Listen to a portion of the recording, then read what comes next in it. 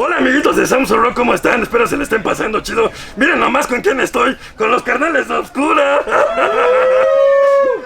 Hola, hola Chris, how are you? How are you? Bien.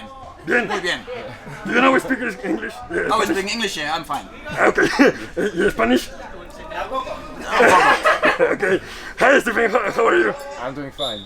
Just visited Mexico City downtown. Okay. Lovely. First of all, my audience is always offended by how pronounce German names. Could you please say your names?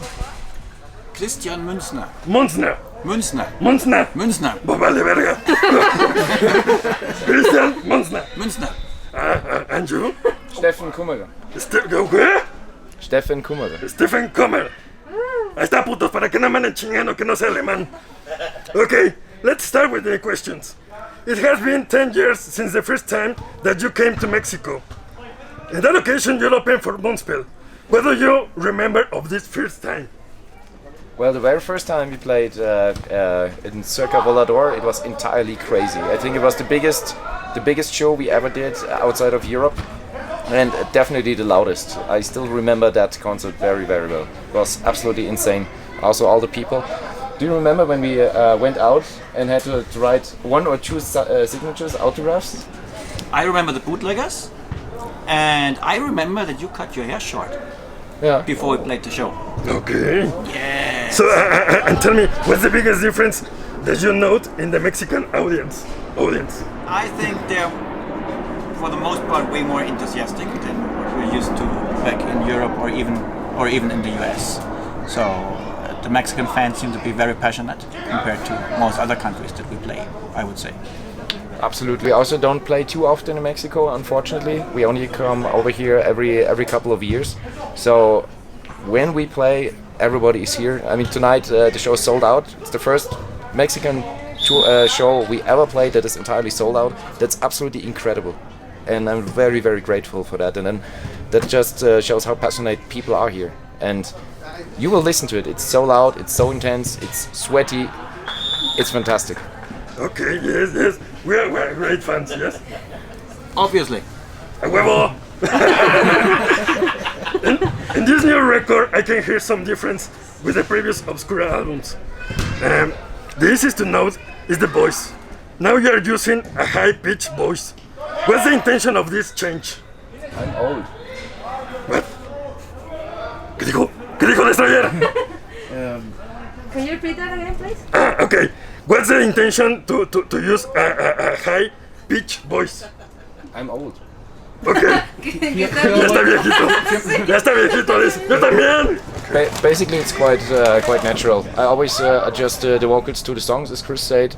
If the songs tell you what you have to do, more or less, it's kind of map you're following. And this time, it simply felt like that. Who knows what the next album will sound like? Nobody knows.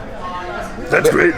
We always try to change it from album to album. Each album sounds a little bit different, and this time we also worked with a different producer, with Freddie Nordstrom, who also produced At the Gates, Timo Borgir, Opeth, and 1,000 of other bands. So that definitely also was an influence that changed the vocal pitch a little bit. Valediction include orbital elements too. The first orbital elements was awesome, and in my point of view, is one of the greatest instrumental songs of the extreme heavy metal. So the question is, which is the link between these two songs? I would say the chord progression. They both use the exact same chord progression. We just made different riffs from the progression, and they have a very similar structure with the bass solo and all of that. That's the link that I see. Yeah, for me it's not only the music. The idea behind this song was simply to show that we opened a new chapter for the band.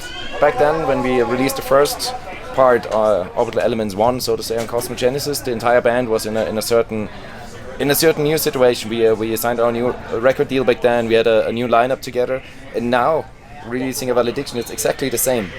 We have a new record deal. We are more or less together with the similar lineup, and I just wanted to show that we are again having a new chapter in front of us, and so it's not only the musical aspect but also everything that's behind it and all. Well, now we start with the polemic. Can we? Polemic? Yes. Try it. Yeah? ¿Que sí? Okay. Que dale. talking about the lineup. What happened? Some months ago, Stephen, look my eyes. Look into his deep eyes. Some months ago, I woke up and I checked the news and I said, Obscura changed all the members. What happened there? I always change all the members. Yeah, I know. But why? If you don't want to play death metal, don't join a death metal band. Okay. And you, Chris? Fucking wrong. And you, Chris? When did you come back to Obscura? Did he offer more money? Yeah, obviously, right? No.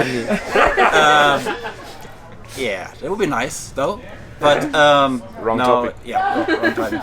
But the reason is that maybe since late 2019, I kind of felt the drive to play this style of music again. Mm-hmm. So I even had the idea of starting a new project in that style, and I was really thinking, man, it would be really awesome to be back in Obscura because I feel this urge again to play that style. And then I wrote some riffs and stuff when Stefan hit me up and was like, hey, you want to rejoin the band again? And then it was clear for me to rejoin, and I haven't regretted it yet. So it was definitely the right choice. Okay. 2 more questions. I'm gonna tell you a word, and you tell me the first time that you thought, yes? Okay. Okay. Tulcandre. Storm of the Lightspring. Okay. Microface. Nerds. Okay. Well, my friends, perdón. I'm gonna speak in Spanish, okay? Bueno, carnales de Sounds of Rock, esta fue la entrevista con los carnales de Obscura. Thank you very much for it. It was a pleasure. You're a great band. I'm the biggest fan. Thank you. Thank you. See you. I love it.